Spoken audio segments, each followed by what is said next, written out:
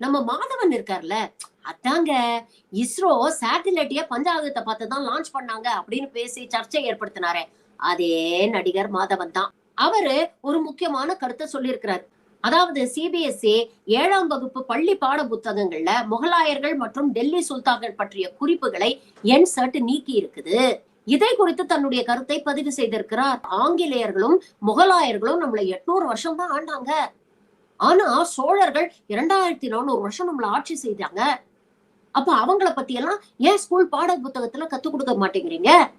நான் குழந்தையா இருந்த போது கூட ஆங்கிலேயர்களை பத்தியும் விடுதலை போற பத்தியும் தான் படிச்சிருக்கேனே தவிர, இது போன்ற தமிழக மன்னர்கள் சேர சோழ பாண்டிய வரலாறுலாம் எனக்கு கத்தே கொடுக்கல. அதை பத்தி ஒரே ஒரு பாடம் தான் இருந்தது. ஆனா ஆங்கிலேயர் பத்தியும் முகலாயர் பத்தியும் 4 பாடம் இருந்தது அப்படிங்கிற ஒரு கேள்வியை கேட்டிருக்கிறாரு. நாம என்ன படிக்கணும் அப்படிங்கறத யாரு முடிவு பண்றா?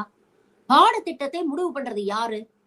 இத கேட்கறதுனால பிரச்சனை வரும்னு எனக்கு தெரியும். ஆனாலும் இந்த கேள்வியை நான் கேட்பேன் அப்படின்னு மாதவன் கேட்டிருக்காரு. பாடத்திட்டத்தை முடிவு பண்றது ஒன்றிய அரசு சார். சரி, முகலாயரை பத்தி படிக்க வேண்டாம், பிரிட்டிஷாரை பத்தி படிக்க வேண்டாம்.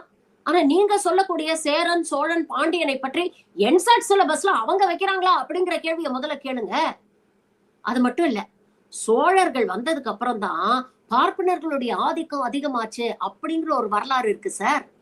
அந்த வரலாறை பத்தி எல்லாம் படிக்க ஆரம்பிச்சீங்கன்னா அப்புறம் முதலுக்கே மோசமா போயிருமே. பரவாயில்லையா? அதெல்லாம் கொண்டு வந்து சிலபஸ்ல வைப்போமா? நம்ம பண்பாடு என்ன, கலாச்சாரம்னா எப்படி எல்லாம் நம்ம கடந்து வந்திருக்கோம், இதெல்லாம் பத்தி எல்லாருமே தெரிஞ்சுக்கிட்டுமே. 3500 வருஷத்துக்கு முன்னாலேயே இரும்போட பயன்பாட்டை அறிந்தவர்கள் தமிழர்கள். அவங்களுக்குன்னு ஒரு தனி வரலாறு இருக்கு. அதெல்லாம் என்னைக்கு நீங்க எல்லாம் படிக்க போறீங்க?